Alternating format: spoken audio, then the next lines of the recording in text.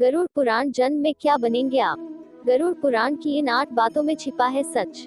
गरुड़ पुराण को अपनी मृत्यु के बाद कर्मों के आधार पर स्वर्ग और नरक की प्राप्ति होती है। गरुड़ पुराण में यह भी बताया गया है कि कर्मों के आधार पर अगले जन्म में व्यक्ति किसी रूप में जन्म लेता है। गरुड़ पुराण में कहा गया है कि आत्मा अजर अमर है। जैसे व्यक्ति अपने कपड़ों को बदलता है, आत्मा भी उसी प्रकार शरीर बदलती है। गरुड़ पुराण में मनुष्य के कर्म का लेखा जोखा बताया गया है, जिससे मनुष्य के पाप और पुण्य निर्धारित होते हैं।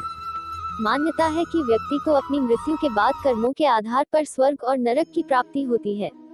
गरुड़ पुराण में यह भी बताया गया है कि कर्मों के आधार पर अगले जन्म में व्यक्ति किसी रूप में जन्म लेता है। आइए बताते हैं आपको गरुड़ पुराण क्या कहता है। इस तरह तय होता है अगला जन्म। महिलाओं का शोषण करने वाला। जो लोग महिलाओं का शोषण करते या कराते हैं, वो अगले जन्म में भयानक रोगों से पीड़ित होते हैं। वहीं अप्राकृतिक रूप से संबंध बनाने वाला अगले जन्म में नपुंसक, गुरु पत्नी के साथ दुराचार करने वाला कुष्ठ रोगी होता है। धोखा देने वाला। गरुड़ पुराण में बताया गया है कि जो मनुष्य छल कपट और धोखा देते हैं, वो अगले जीवन में उल्लू बनते हैं। वहीं झूठी गवाही देने वाला दूसरे जन्म में अंधा पैदा होता है। हिंसा करने वाला। गरुड़ पुराण के अनुसार जो व्यक्ति हिंसा करके परिवार का पालन पोषण करते हैं, जैसे लूटपाट, जानवरों को सताना या शिकार खेलने वाले, अगले जन्म में किसी कसाई हत्थे चढ़ने वाला बकरा बनते हैं। परिवार को प्रताड़ित करने वाला।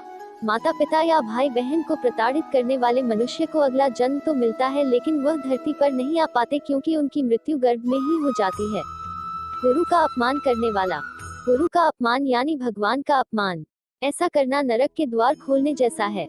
गरुड़ पुराण में कहा गया है कि गुरु से कुतर्क करने वाला शिष्य अगले जन्म में जल रहित वन में ब्रह्मराक्षस बनता है। पुरुष का महिलाओं जैसा व्यवहार। यदि कोई पुरुष महिलाओं वाला आचरण करता है, स्वभाव में महिलाओं वाली आदतें ले आता है, तो ऐसे पुरुषों को अगले जन्म में स्त्री का रूप मिलता है। मृत्यु के समय भगवान का नाम। अगर कोई मृत्यु के समय भगवान का नाम लेता है, तो वो मुक्ति के मार्ग पर अग्रसर हो जाता है। इसलिए शास्त्रों में कहा गया है कि मरते समय राम का नाम लेना चाहिए।